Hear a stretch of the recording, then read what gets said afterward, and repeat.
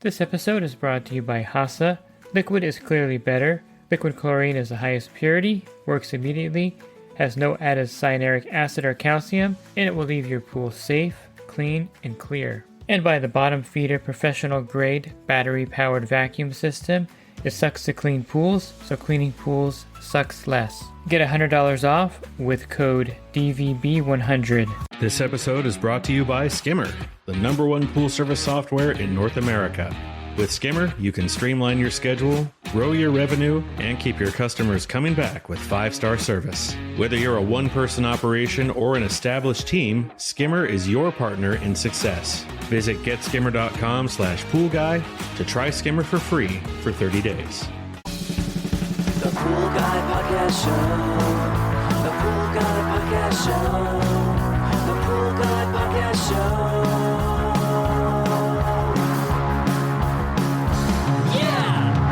Hi, welcome to the Pool Guy Podcast Show, and this is the longest running industry podcast show.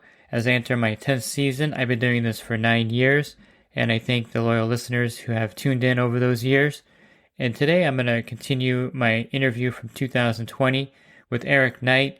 He was formerly from Orenda and Hassa. He's now the Executive Director of Waterscape University. And in this episode, we're going to talk about the ideal pH level. You'll find these episodes really relevant today.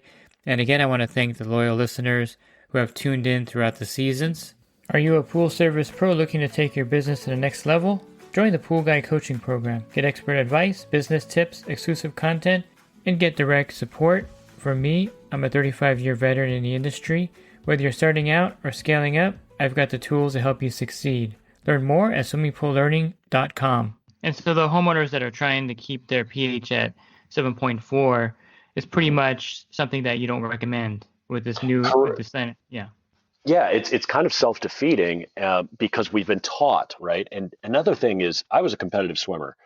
I hear it all the time that this conventional wisdom in the industry is, oh, well, you have to have a 7.4 to 7.6 because that's the pH of your eyes. Mm-hmm. That's not true. A simple Google search will tell you that's not true. Now, it is supposed to be the pH of your blood, 7.4, but your eyes, depending on how hydrated somebody is, and I looked at sources like the World Health Organization, like not just Wikipedia here. Depending on the hydration level of the person, your eye's pH can range from the mid 6s to the mid 8s. And that's a huge fluctuation in pH. And as a swimmer, I could never tell the pH of a pool. Mm-hmm. I could tell if there were disinfection byproducts in there. I could tell if there were a lot of chloramines because that would be irritating. I could never tell a pH swing. So that's a myth. Mm-hmm. So the biggest takeaway for the listener with this discussion here, with the relationship between the pH and chlorine, we know the old thinking is that the lower the pH, the more effective the chlorine. But now we've talked about throwing CYA into the equation. So let's say that someone's cyanuric acid level is 100 in their pool. What would be something to take away from having the high cyanuric acid in the pool, like we mentioned, would make the chlorine less effective?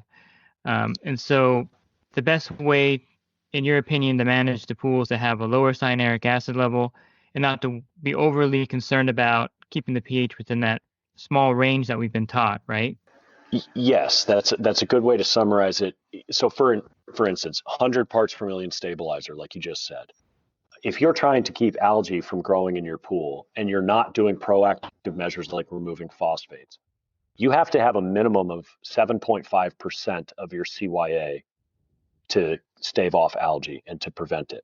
So that's 7.5 parts per million of free chlorine that you must maintain in order to stay ahead of algae. And that's the closest estimate that has been extrapolated from models. And we got that number from a guy named Richard Falk, who's on these committees. He's on the ad hoc committee for CYA. In fact, most of our information comes directly from him. He's the guy who published that chart that I just showed earlier.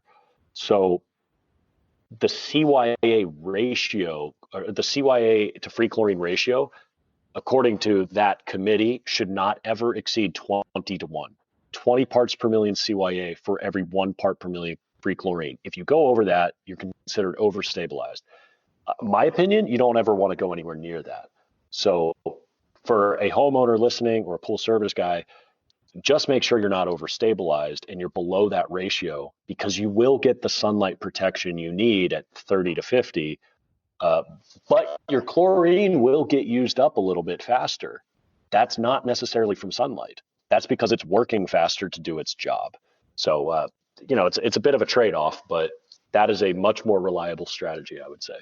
Mm-hmm. And so over focusing on pH is probably not the way to do it if you wanted to balance the pool correctly.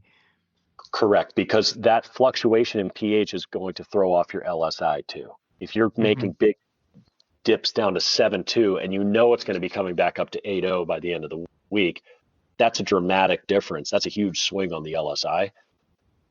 I would much that there's lower the pH to like 7.6 or maybe stabilizer in their pool. And I'll be the first to tell you, I know that sounds really counterintuitive and it sounds very contrarian. Look at the data. We didn't publish the data. All I'm doing is I'm just the messenger. It won't impact your chlorine strength provided you're not overstabilized with CYA. Let's not forget there are a lot of pools that don't use any stabilizer, like indoor pools.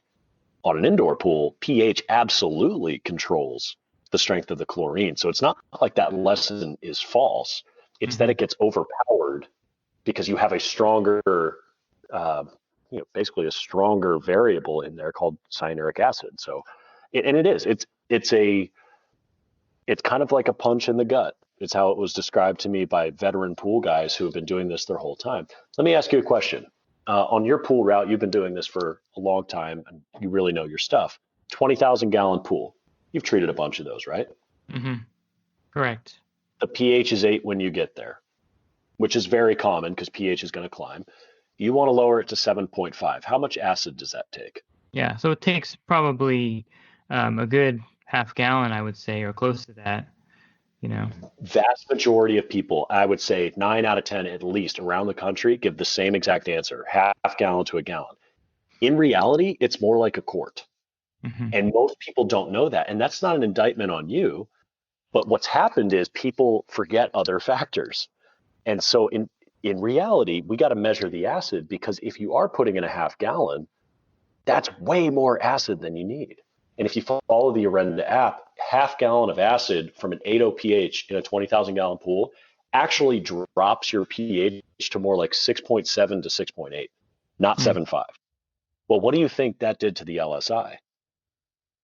This is how liners fade. This is how liners and fiberglass shells deteriorate. And for fiberglass, once that gel coat starts deteriorating, chlorine starts oxidizing it because it's opened up, which we're learning a lot more about that too. But especially for plaster pools, acid plunges to the bottom of the pool and you get an overcorrection locally. And it causes a real mess. And I like to say, this is the truth, we don't get called to the good pools.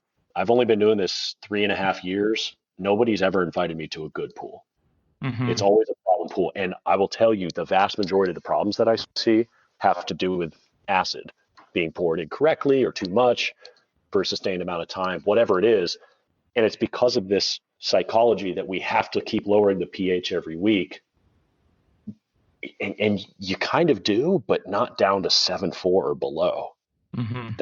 That habit needs to change, and we have to add acid correctly by pre-diluting it.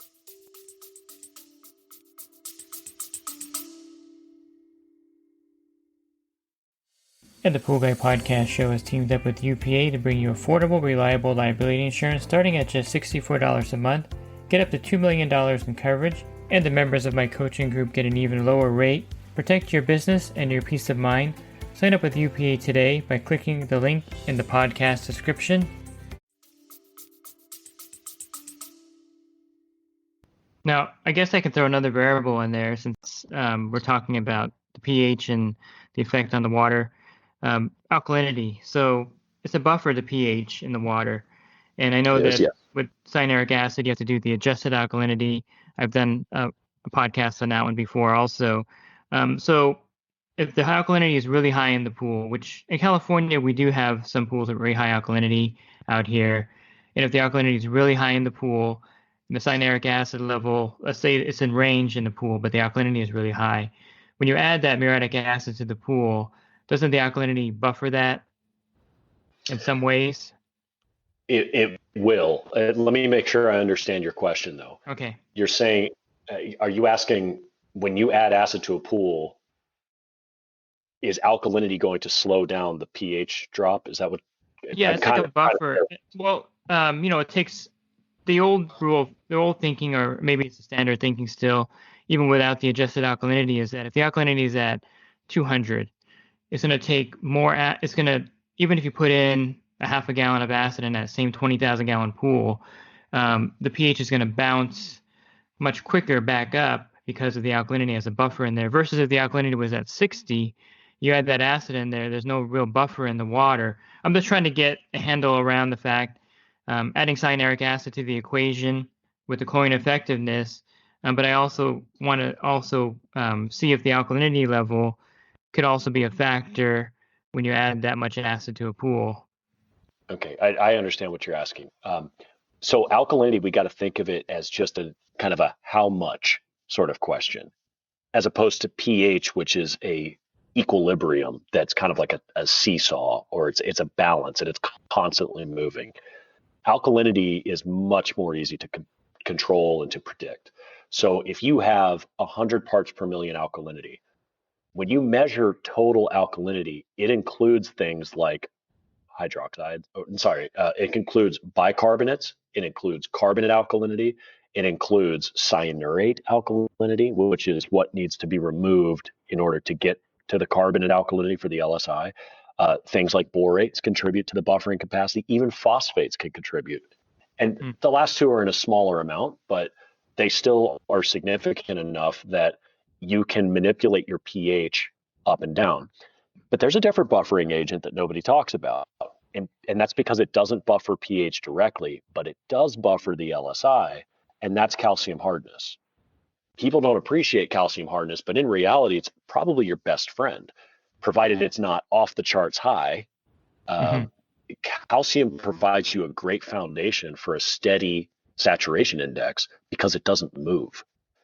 If you ever look at the back of a Tums, like if you ever had indigestion and you take those little tablets of Tums, the key ingredient is calcium carbonate.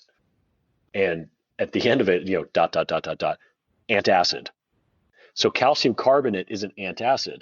Well, that's what alkalinity is. It neutralizes acids. So when you're trying to say lower your pH from 8.0 to 7.5, your alkalinity determines how much acid that takes because you have to burn through more of it if the number's higher.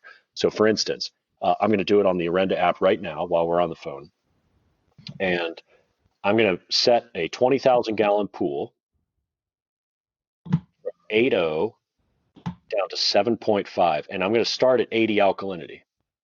At 80 alkalinity, it takes 28.02 ounces of muriatic acid.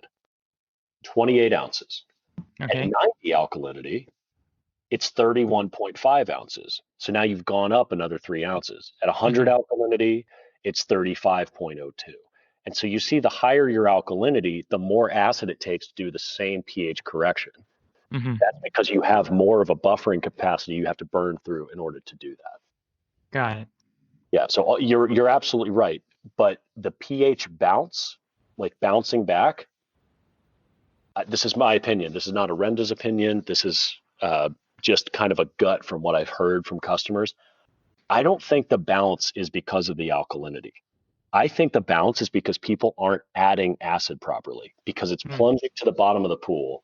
It's etching. It's pulling out a 12.6 pH calcium hydroxide, and that's the cause of the bounce. And if you're looking for more podcasts, of course, just go to my website, swimmingpoollearning.com, click on the podcast icon on the banner. That'll take you to a drop-down menu of over 1,800 podcasts there for you. And if you're interested in the coaching program that I offer, you can learn more at poolguycoaching.com. Thanks for listening to this podcast. Have a great rest of your week, and God bless. This episode is brought to you by HASA, providing products that deliver clean, healthy water for every aspect of everyday life. The bottom feeder battery-powered vacuum system, portable, powerful, and only weighs 12 pounds. And Skimmer. Get Skimmer, America's #1 pool service software. Podcast listeners can try Skimmer for free at getskimmer.com/poolguy.